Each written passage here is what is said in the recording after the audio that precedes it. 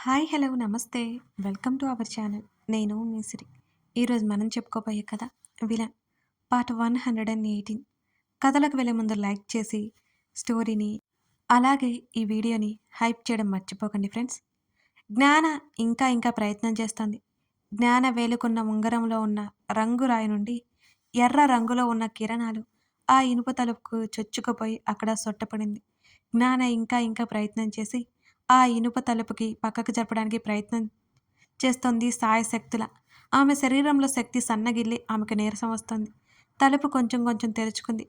జ్ఞాన దగ్గరికి వెళ్లి తెరవడానికి కష్టపడి ప్రయత్నిస్తోంది. ఇంకొంచెం తెరుచుకుంది. పూర్తిగా తీయడం తన వల్ల కాదని జ్ఞానకి అర్థమైంది. ఆ తలుపులో నుంచి వెళ్ళిపోవడానికి చూసింది జ్ఞాన. సన్నగా ఉండడంతో మెల్లిగా అవతల నుంచి లోపలికొచ్చింది. అభయ్, విశ్వనాథ్ అలా కనిపిస్తుంటే ఇద్దరిని తన పొట్టలో వేసుకోవాలనిపిస్తోంది క్రీచ్‌కి. విశ్వనాథ్ వైపు ఒక్కొక్క అడుగు ముందుకు వేస్తుంటే, అభయ్ మెల్లిగా ఒక్కొక్క అడుగు వెనక్కి వేస్తుంటే, విశ్వనాథ్ అలాగే కూర్చొని వెనక్కి జరిగాడు. తను పరిగెడితే విశ్వనాథ్ కంటే దాని చూపు తన మీదే పడుతుంది ఏమోనని అభయ్ అలాగే నిలబడ్డాడు. అతనికి జ్ఞాన లోపలికి రావడం కనిపించింది. ఒక్కసారిగా మతి పోయినట్టే అనిపించింది అభయ్‌కి. వెళ్ళిపోమన్నట్టు ఆమె వైపుకి సైగ చేస్తున్నాడు అభయ్. బ్రతిమాలుకుంటున్నట్టు చూస్తున్నాడు. జ్ఞాన కోపంగా చూస్తూ వేలు చూపించింది. అభయ్ తల కొట్టుకున్నాడు. మళ్ళీ బ్రతిమాలుతుంటే జ్ఞాన కోపంగా చూసింది అతని వంక. విశ్వనాథ్ లేచి పరిగెత్తడానికి ప్రయత్నం చేశాడు. ఆ క్రీచ్ అమాంతం తలతో విశ్వనాథ్ వీపు మీద దెబ్బ వేయగానే ముందుకు పడ్డాడు. అది విశ్వనాథ్ మీద కాలు పెట్టింది. విశ్వనాథ్ తప్పించుకోలేక గిజాగిజా కొట్టుకున్నాడు. అభయ్ అక్కడి నుంచి జ్ఞాన వైపుకు పరుగున వచ్చారు. మీరెందుకొచ్చారు ఇక్కడికి? అభయ్ ఆవేశంగా అరిచాడు. నీకు మాట్లాడే హక్కు లేదు, సైలెంట్గా ఉండు. జ్ఞాన అంతే కోపంగా చూసింది అతని వంక. అబ్బా, వినరేంటి మీరు? అసహనంగా చూశాడు అభయ్. నేను వినను, పద వెళ్ళిపోదాం. జ్ఞాన తొందర చేసింది. అప్పుడే విశ్వనాథ్ అరుపులు వినిపించాయి ఆ ఇద్దరికి.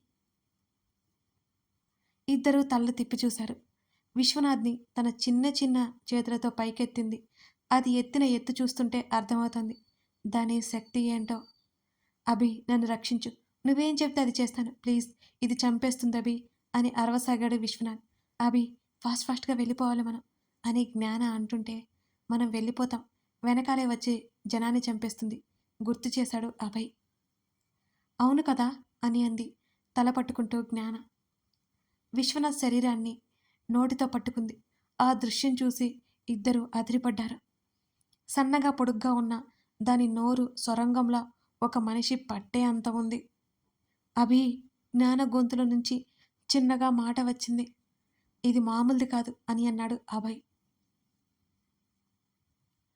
అభి, దీన్ని ఏదో ఒకటి చేయాలి, నువ్వే ట్రై చేయి. జ్ఞాన దాన్నే చూస్తూ అంది. నాలో శక్తి సరిపోవడం లేదు, అది చాలా పవర్ఫుల్ అని అన్నాడు అభయ్.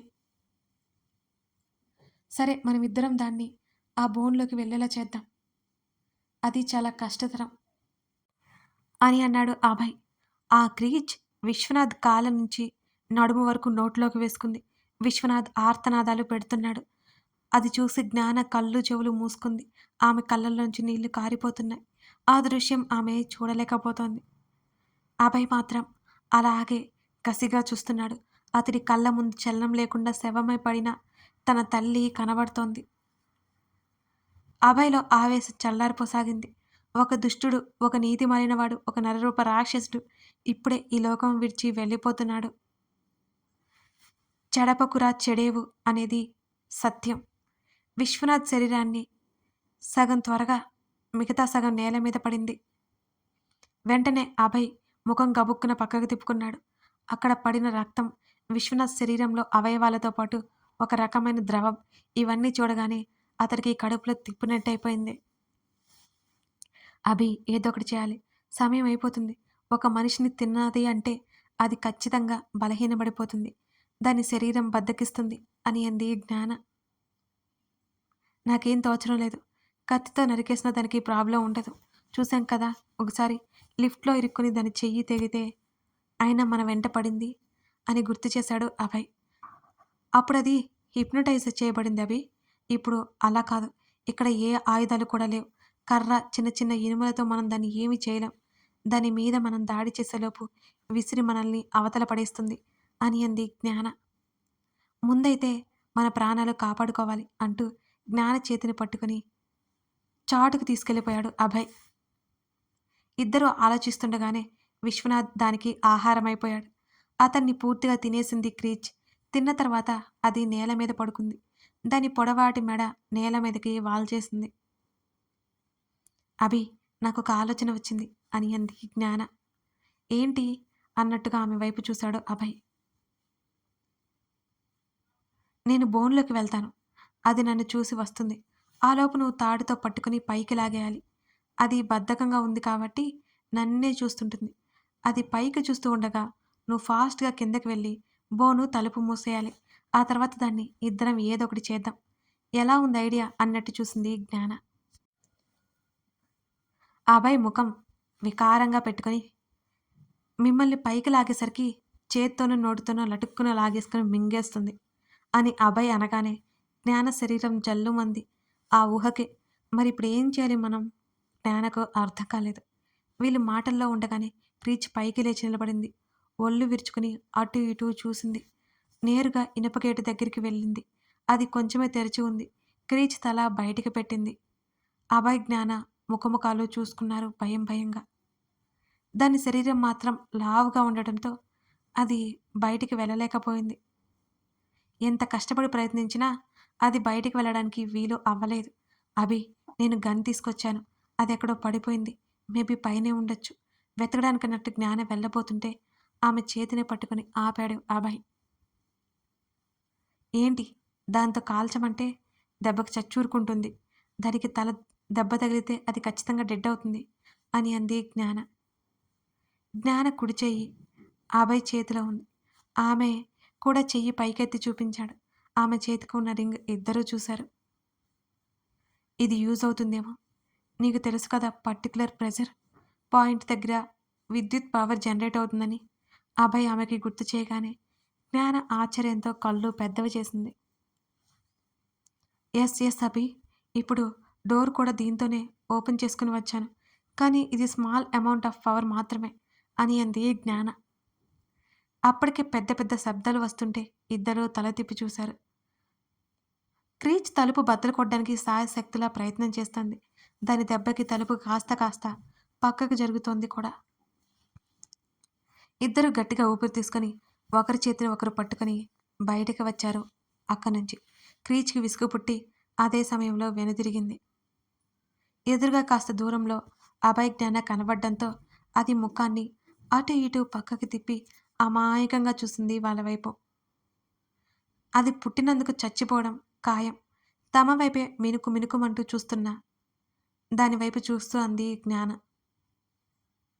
అభయ్ చేతిలోకి జ్ఞాన చెయ్యి ఒక పొజిషన్లోకి చేరింది. క్రీచ్ తమ వైపుకి అడుగులు వేస్తుంది. ఇంతకు ముందు ఉన్నంత ఆవేశం దానిలో లేదు. ఆకలి లేదు. అయినా వారిద్దరిని చంపి తినేయాలనిపిస్తోంది దానికి. దాని పుట్టుక అంతరార్థమే అది. దాని మెడ పొడుగ్గా ముందుకు చాపింది అది. జ్ఞాన అభయ్ చేతి నుండి ఎరుపు తెలుపు కలిసిన కాంతి కిరణాలు నేరుగా ఆ క్రీచ్ మీదకి వెళ్ళాయి. దాని శరీరం చుర్రుమంది. దాని మెడను ముందుకు చాపి గట్టిగా కొట్టింది. జ్ఞాన వెళ్ళి కాస్త పక్కన పడింది. అభయ్ మాత్రం కదలలేదు. ఇద్దరి చేతులు మాత్రం విడివడలేదు. ఆమెను లేపి పక్కన నిలబెట్టాడు అభయ్. అది వాళ్ళ వైపుకు కళ్ళు తిప్పుతూ చూస్తోంది.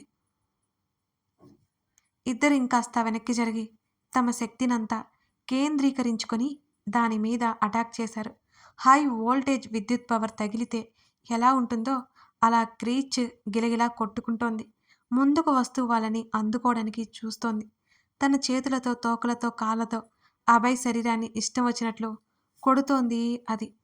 వాళ్ళకు దూరం జరగకుండా ఉండడానికి కారణం ఆ కాంతి కిరణాల్లో శక్తిని చుట్టూ ఉన్న గాలి అబ్జర్వ్ చేసుకుంటుంది. అలా జరగకూడదు. అందుకే దగ్గర నుంచి అటాక్ చేయాల్సి వస్తోంది ఆ ఇద్దరు. ఒక్కసారిగా అభయ్ శరీరం మీద గట్టిగా కొట్టడంతో వెళ్ళి వెనక్కి పడ్డాడు అభయ్. క్రీచ్ శరీరం అప్పటికే పైభాగం కాలిపోయింది. అభి, అతడు తలకి దెబ్బ తగలడం చూసి జ్ఞాన కంగారు పడిపోయింది. గట్టిగా అరిచింది. తన చేతులతో జ్ఞానని పైకెత్తింది. ఇద్దరూ ఒక్క క్షణం నిర్ఘాంతపోయారు అది చేసిన పనికి. కథ కొనసాగుతోంది. తమ ప్రాణాలే కాకుండా అందరి ప్రాణాలు కాపాడడానికి అభయ్, జ్ఞాన చాలా ప్రయత్నం చేస్తున్నారు కదా! ఒకవైపు అభి అలా పడిపోయాడు. మరోవైపు జ్ఞాన దాని చేతుల్లో ఉంది. నెక్స్ట్ ఏం జరగబోతుందో మీకు ఉత్కంఠంగా ఉందా? నెక్స్ట్ ఎపిసోడ్ కోసం ఫాలో అయిపోండి. అయ్యయ్యో! చెప్పడమే మర్చిపోయాను.